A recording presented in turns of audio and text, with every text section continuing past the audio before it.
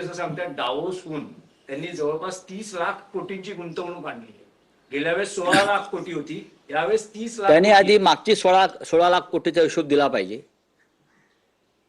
मागच्या 16 लाख कोटीचा हिशोब झाला, बॅलन्स शीट टॅली व्हायला पाहिजे ना. वकील आहेत ते, आणि त्यांच्या मंत्रिमंडळात काही चार्टर्ड अकाउंटंट आहेत, गिरीश महाजन सारखे. त्याच्यामुळे त्यांनी मागचे 16 लाख त्याच्या आधी पण गेले आहेत ते डावोसला. आमच्याकडल्या काही मंत्र्यांनी डावोसला घरं घेतलेली आहेत, जाणं येणं कायम राहावं म्हणून. डावोस फार सुंदर शहर आहे स्वित्झर्लंड मधलं. दलित गायिका अंजली भारती यांनी मुख्यमंत्र्यांच्या पत्नीबद्दल कार्य वक्तव्य केलं त्या गाण्यामधून, आणि त्याच्यावर आता महायुतीचे नेते म्हणतात की त्यांच्यावर कारवाई झाली पाहिजे. बघा,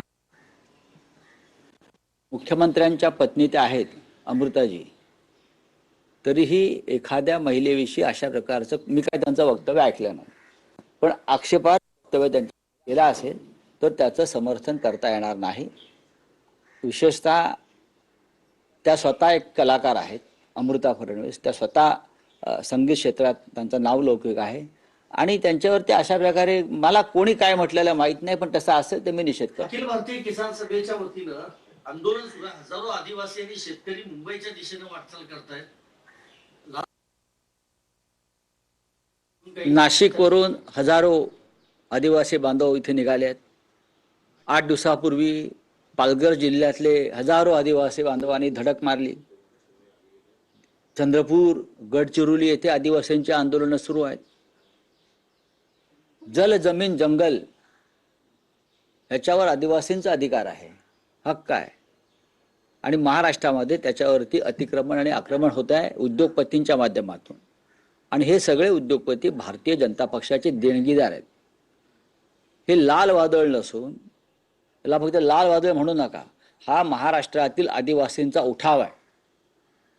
पण देवेंद्र फडणवीस बरं का, जे 50 सभा घेणार आहेत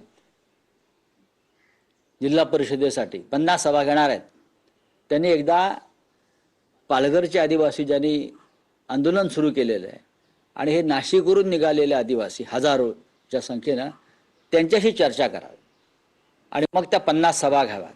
तुमच्या 50 सभांना विचारतंय कोण? जनता रस्त्यावर आहे. आदिवासी जो इकडला मूळ मालक आहे या महाराष्ट्राचा, डोंगर दऱ्यांचा, जंगलांचा, जलसंपत्तीचा, तो अशांत आहे, तो अस्वस्थ आहे. आणि तुम्ही 50 सभा घ्यायच्या गोष्टी करताय का जिल्हा परिषदेसाठी? केंद्र सरकारनं पुरस्कार दिले, त्यामध्ये श्रीरंग लाड यांना पद्मश्री पुरस्कार दिला कृषी क्षेत्रासाठी. त्यांचं असं म्हणणं आहे की आत्महत्येसाठी शेती जबाबदार नाही, शेतीला बदनाम केलं जाते, आत्महत्येची कारणं वेगळीच आहेत. काय कारण आहेत कृषी तज्ज्ञांनी सांगायला पाहिजे. जर श्रीमान लाड यांना पद्मश्री पुरस्कार कृषी क्षेत्रातला दिलेला आहे तर नक्कीच त्यांचं कार्य मोठं आहे. त्यांनी सांगायला पाहिजे शेतकऱ्यांनी काय करावं आणि सरकारने काय करावं. चला, थँक्यू.